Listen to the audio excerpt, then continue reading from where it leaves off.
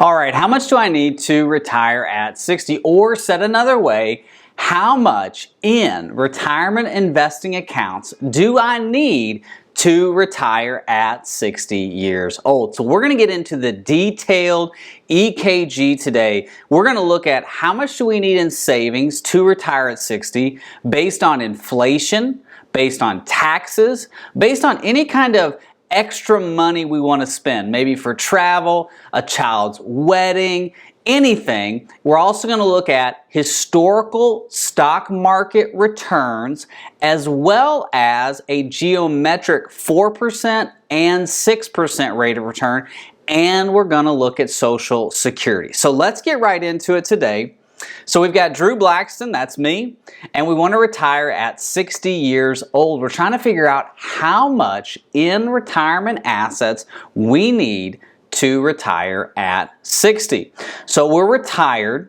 Now, as you can see, we've got to fill in some things. So we're going to go through this together detailed so you can see the process for finding out exactly how much you need saved for retirement so you can retire at any age. So if you're trying to retire at 55, retire at 50, retire at 62, this is the same process that we go through for all of our clients to determine have you saved enough for retirement. So the first thing we're going to look at is Social Security. So Drew's primary benefit, we're going to look at 67 years old, and his Social Security at full retirement age for this video is $2,800. Now, if he took it at 62, he would get 70% of his full retirement benefit. If he waited to 70, he would get 124% of his full retirement benefit. So we're going to look at 67 right there in the middle, getting 100% of his full retirement benefit. Now, from an asset standpoint, we don't have any assets yet because remember, we're trying to figure out the exact penny how much we need to retire. So we've got to have a couple factors filled in first before we can get that asset number. The first one is, when are we going to take Social Security and how much that's going to be? The second factor we've got to look at is our rate of return. What kind of interest, what kind of rate of return are we going to get on our stock market investments, on our retirement investing accounts? Well, let's assume a 6% rate of return. I've already got that plugged in. So we're going to assume a 6% rate of return on our investments. Now, from an expense standpoint, $50,000 is our annual expenses. So if we break that down monthly, it's $4,166 a month. Now, that's getting an average inflation rate of 3.24%. Now, what I love about the software is it calculates inflation on a monthly basis. So that $4,166 is going to get inflated for the next month. So you're going to have 12 months of inflation on those expenses. It's a 3.24% annual inflation broken down monthly. Now, inflation history. From 1914 to 2021, the 108-year average is 3.24. That's why we're going to use that. Now, we could be in a scenario where we have a 1960s to 1970s and 80s type inflation, but we don't know. So what we have to do is just work off of our historical averages, which is 3.24%. Now, what's wonderful about the software is you can plug in whatever you want. You can put 5, 6, 7, whatever you want to look at. Now, from a cash flow standpoint, this is where we add in vacations, purchases of cars, maybe a second home purchase, any kind of big expenditures that you're going to have in your retirement. Those can be one-time expenditures, they can be a decade of travel, it can be monthly expenditures, maybe added health insurance or whatever. We can add that into the cash flow. So we're going to wait on that for just a second. So let's go to retirement and let's look at how much do we need in retirement savings. Well, the current value says that we need $922,799 to retire at 60. Now remember when we did it on the board, we came up with $756,000. I said that was the least amount that you needed to retire at 60. Now, that's on the board. That's not taking into account all the different factors that the software is doing. which is why it's so important for you when you're doing retirement income planning, when you're doing can I retire planning, you need to factor in everything on the outside. Whether you do that with me and we do an EKG, or you're doing that with Fidelity Software or Vanguard or your financial advisor, make sure that you're getting a detailed retirement income plan before you step into retirement. So let's remember that number, 900, we'll just round it up. Let's say 923,000. So let's go back to assets and let's add in $923,000. So let's add in, first of all, let's put some bank money on here. So let's say we've got money in the bank and let's make that our 23,000. And then let's add in an IRA. So that's an IRA, and it's a traditional IRA, and that's money's in the market. It's at risk, meaning it can go up and down, and that's going to be $900,000. So that gives us our $923,000 at 60. So let's go back to our rate of returns. Let's add in a 6% rate of return, not on the bank. Obviously, that's not going to be a 6%. 6% on our IRA. Our bank's going to be at 0. Now, obviously, interest rates can change, but let's just say it's 0 for the money that's in the bank. So now we know we've got a portfolio weighted average of 5.85% because the money in the bank's not earning anything. The $900,000 is earning 6, so we've got a portfolio weighted average of 5.85. So let's go back to retirement to see how we did. Look at this. At 99 years old, we've got $0. So we did pretty good. We actually need about $43,000 more. That's because we've got $23,000 sitting in the bank earning 0. If we were getting a straight 6% on the 923, we would have made it. So now we need to go back. I asked the client, hey, is 99 at 0? Do you feel good about that? A lot of times people will say, yeah, I feel pretty good. But let's go back to add in some of the extra money we want to spend. So, hey, at 60, I want to travel for 10 years. So let's do some travel. I want to do this. I'm going to take an annual distribution. Let's do a $15,000 vacation, and let's do this for 10 years. Now, obviously, this can change, so that's why we want to have a flexible plan. But let's do this for 10 years, and yeah, there needs to be inflation on it because inflation's going to be everywhere, on airplanes and on hotels and on food, so we need to do that. And we need to take this money out of our retirement savings, which is out of our IRA, and we need to do travel, have fun. So let's save and close that. So we just added in a $15,000 travel outflow for 10 years. So let's go back to our retirement plan to see what that does. Look at that. It cut off a decade of our retirement savings. Look at this. We are out of money at 88 years old. We're at 0. Now, we have Social Security kicking on at 67 still. That's the $2,800. Here's our $15,000 for travel, and notice how it does have inflation. So at 70, it's actually $20,000 because of inflation on that money. Now, I could have kept it at $15,000, and instead of going to Italy, I could go to I don't know, California or something, who knows? I just wanted to see, hey, if I want to spend $15,000 a year on travel, I don't know where my grandkids are going to be. I want to go see them. If they're in Juneau, Alaska, or Bangor, Maine, or if they're in South Korea, I want to go see them. So I want to make sure I have this added into my retirement plan.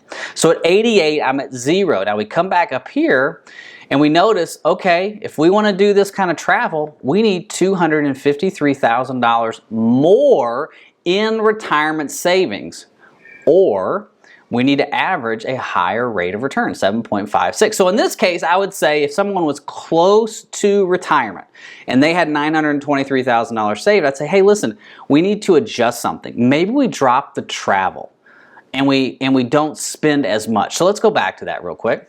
Let's go to travel. And let's just adjust it. So let's take it down to $10,000 a year. That's a pretty good trip, right? $10,000 a year. And we go to retirement, and look, we've got to 91. So we're increasing our retirement expenses by lowering our travel budget. And we've lowered how much we need saved for retirement. So it might be another question where I ask somebody, hey, if you want to do this travel, maybe you need to pick up a part-time job. If you want to retire at 60 from your full-time work, maybe you pick up a part-time job. And they go, you know what, Drew, that's a great idea. How about we add in an extra $20,000 for working at the Home Depot. I said, okay, so let's add that in. Let's go to cash flow. Let's go to part-time work. We're going to say we're going to work at the Home Depot, because who doesn't want to work in the hardware store? I would. And let's do $20,000 a year. Where's my calculator at? $20,000 a year. So let's do this on a monthly basis, because that's how we normally get paid every 2 weeks. So 20,000 divided by 12, that's $1,600 a month. And we're not going to make any kind of adjustments to that. And let's do that for the same decade that we want to travel, because we're going to use this part-time work to help us travel. Okay? This is coming from a taxable external source. So this money is taxed. That $1,600 is the gross value. There's going to be taxes on that. And that's going to be to pay expenses. So this is going to help us pay our expenses so we can use our retirement investing accounts to travel. So we're going to save and close. We go back to retirement. And boom, at 100, we have $36,751. So there's a way that we've solved an issue that the client was looking for. So obviously this is different from your scenario. Obviously you have different cash flows, different things you want to do, different asset values. But we have to look at what makes the most sense to help you get to retirement, through retirement, and protect your ability to stay in retirement. Now, the last thing we want to look at are taxes. For this individual, their taxes, remember, they're in the state of Florida. I don't think I said that. So this person's in Florida, so there's no state tax. Now, for the year 2024, and I want to go 2 years, all of our money's in IRA. So everything pulling out is ordinary income. So for them, their gross income is $67,400. There's a standard deduction of $12,950. Our taxable income is $54,450. $41,000 is the base. We're at $48,08 over base, and then we've got some extra taxes. So our federal tax is $7,596, which puts them in the 22% bracket. Now, the federal effective rate is 11.27. So he's in the bracket of the 22%, but after the standard deduction, and really, depending on other expenses and things like that, he's in the 11.27 effective tax rate, which is really good. Now, what we might look at for this individual as they get closer to 60 is doing some Roth conversions, things like that, to help them lower the taxes even more, okay?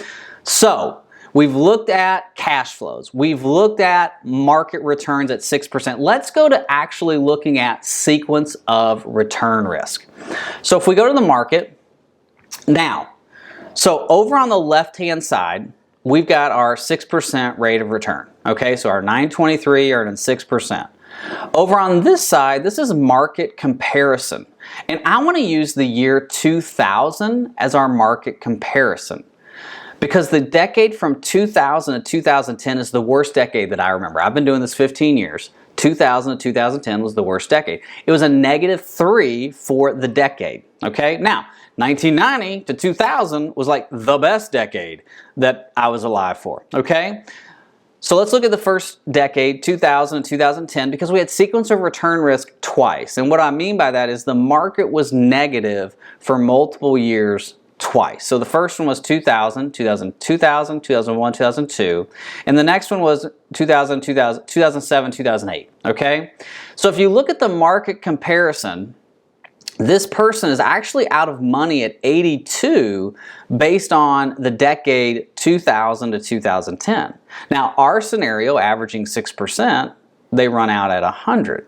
So we have to look at this and say, there's about a 20-year gap if we have some rough seas in the market. So you have to ask yourself, what's the risk I'm taking on my money? Because all of the money for this scenario is at risk of market loss.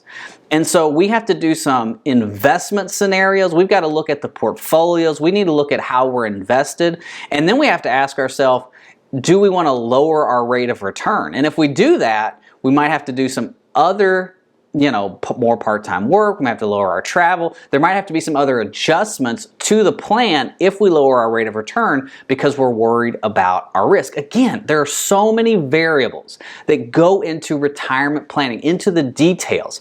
That's why you need an EKG.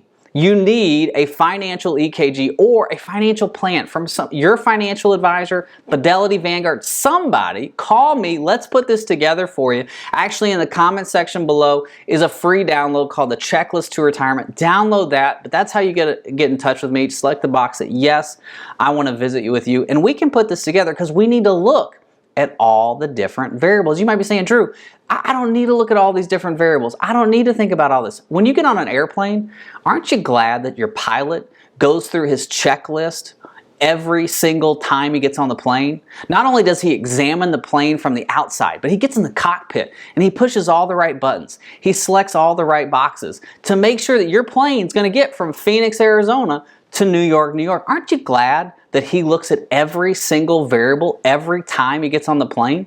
And that's exactly what we do with our clients. We look at every single variable every time we get into the plan. So we've looked at the market, we've looked at taxes, we've looked at cash flow, we've looked at assets. Let's go back to income one more time because I want to show you really two more things. The first thing is I want to lower Social Security. Let's, instead of taking it at 67, let's take it at 62. So if we take Social Security at 62, it would be $1,960. That's 70% of the full retirement benefit. So let's save that. Now let's look at what that does to the retirement plan. Remember, taking it at 67, with the travel, with the part-time work, we get to 100. We got $36,000. Look at this. If we take it earlier, we get to 100 and we've got $34,000 left over. So it's a $2,000 difference in our retirement assets to take Social Security a little earlier. So again, it comes down to personal preference. And it comes down to, too, with Social Security, is this person married? Is there another partner? What's going on? And so Social Security is, again, not just a singular decision. It's a multifaceted decision based on everything else. So we're going to take Social Security early, and I want to adjust the assets just for a second. Let's do a lower rate of return. Let's take this down to 4%. So we're going to take it down to 4% rate of return on our money in the market, and we're going to take Social Security a little earlier. Now we're out at 88. So let's go back to income real quick. Let's jump Social Security back to 2,800. Now let's go back to retirement, still at 88. So if you are more risk averse, if you want to look at a lower rate of return throughout your retirement, then we have to look at how we're invested. We've got to look at other options. So there's so many variables when it comes to your retirement plan. So make sure that you are looking at all those variables, and you need a financial EKG. Hey, thank you so much for watching. God bless. Bye-bye.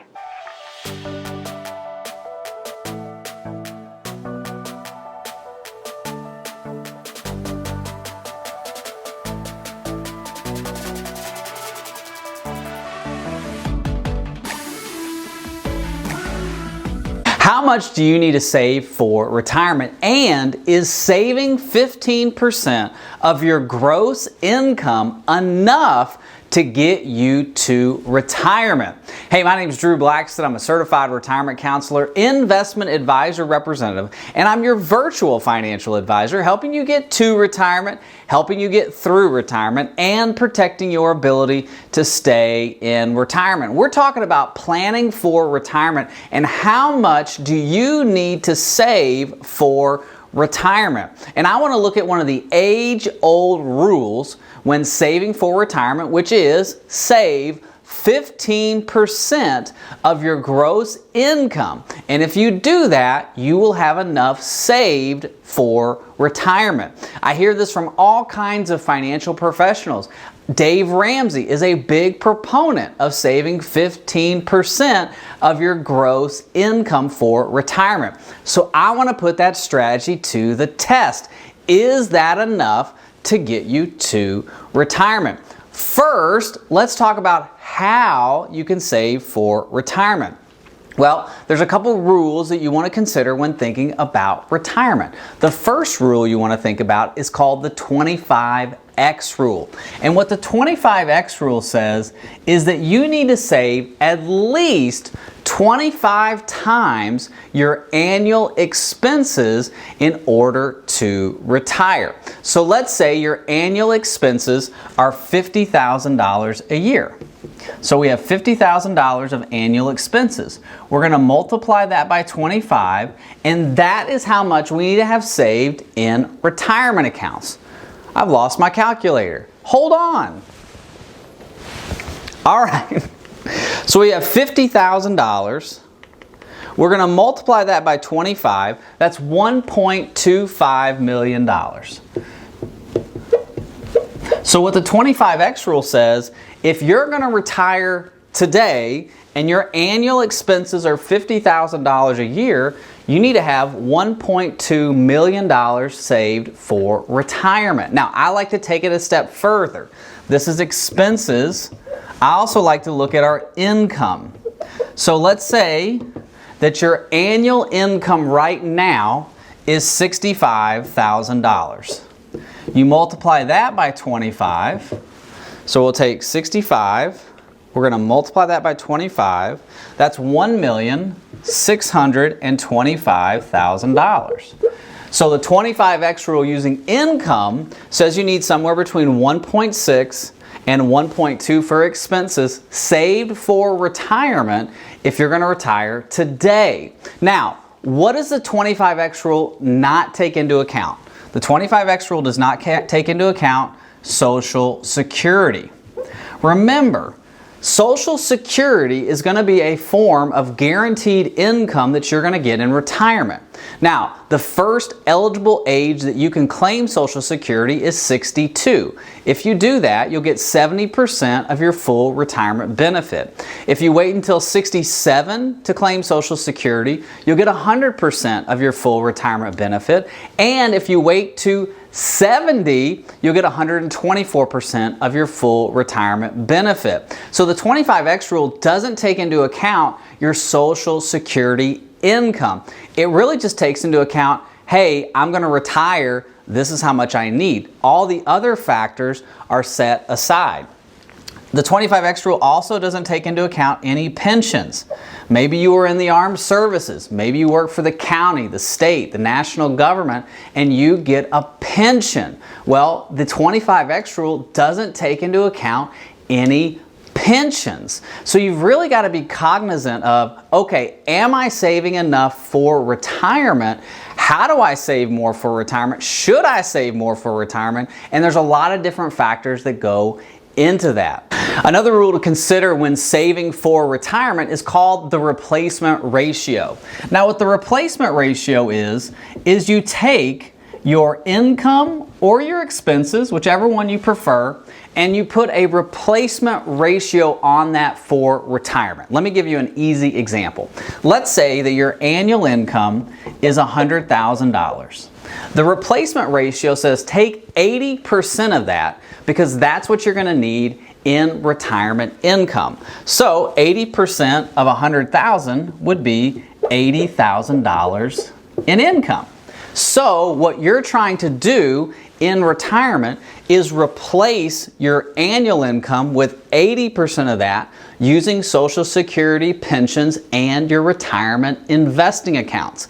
Now, the replacement ratio has been revised based on new data that instead of 80%, it's more like 60%. And the average retiree spends about 1.8% less per year in retirement. Now, what the replacement ratio does not consider, it's a big factor you've got to think about, so I'm going to star it, is inflation. So the replacement ratio is just saying, hey, this is how much retirement income you're going to need in retirement, and you need to base your retirement assets off this income.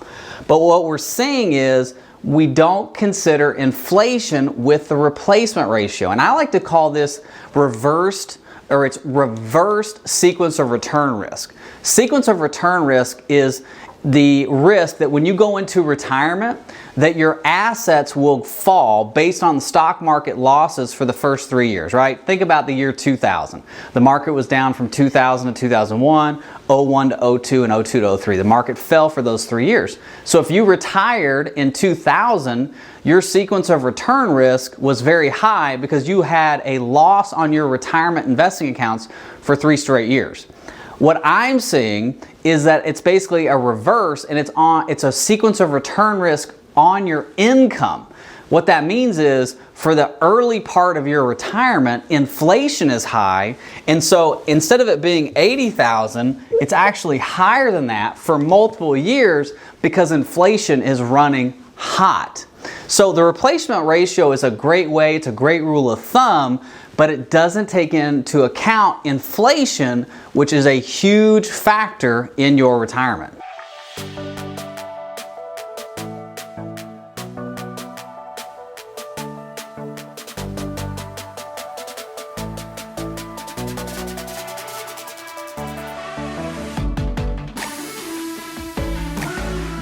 All right, let me talk about how much you need to save for retirement and why it's important for you to continually contribute to your retirement savings, whether that's a 401k, an IRA, a Roth IRA, a taxable brokerage account. You need to be saving for retirement, especially if you have years left to work. Now, if you're 55 and you're thinking about retiring in the next few months, maybe saving for retirement's different for you. But if you're in your 40s, 50s, 30s, and you're thinking about retiring early or retiring at any time, you need to continue to contribute and save for retirement, no matter what the stock market and the economy is doing. So let me show you why. So we've got 3 different scenarios here.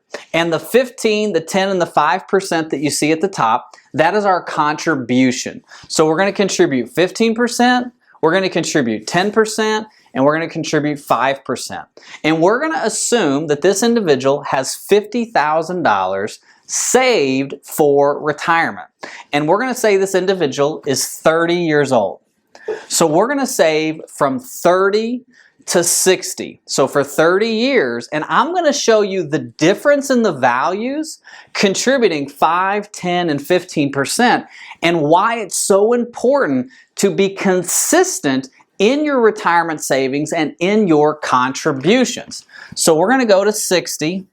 Now we're going to make some assumptions. The first assumption we're going to make is we're going to use the average annual income for a 30-year-old today, which is about $55,000. So we're going to use the contributions based off of that income value. So for 15%, 10%, and 5%, we're going to contribute $7,500 annually, okay, or monthly, however you want to break it down, for 30 years.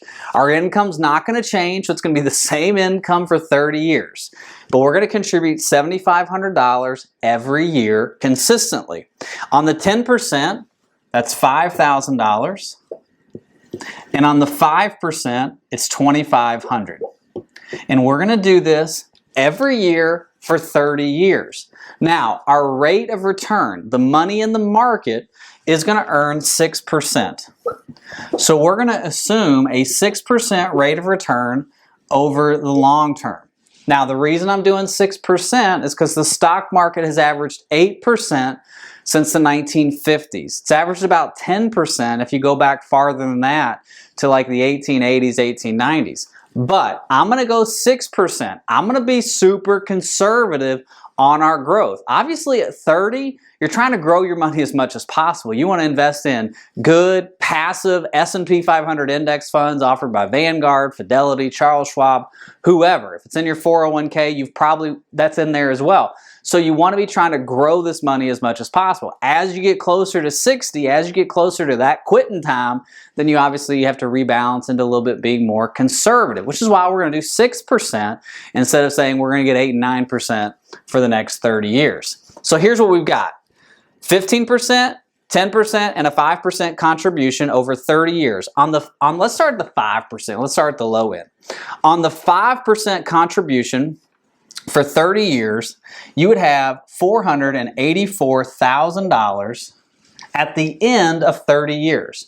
So you're starting with $50,000 in retirement savings. You contribute $2,500 every year for 30 years. You have $484,000. Is that enough to retire at 60? Probably not, right? Probably not.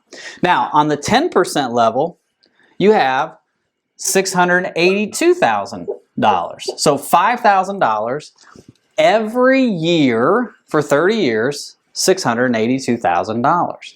And at 15% for 30 years, you have $880,000. So it's almost a $200,000 difference in all three of these. Now, I didn't take into account any kind of company contributions or company matches to this, or spouses. So if you have a spouse and you're doing the exact same thing, you can double this money.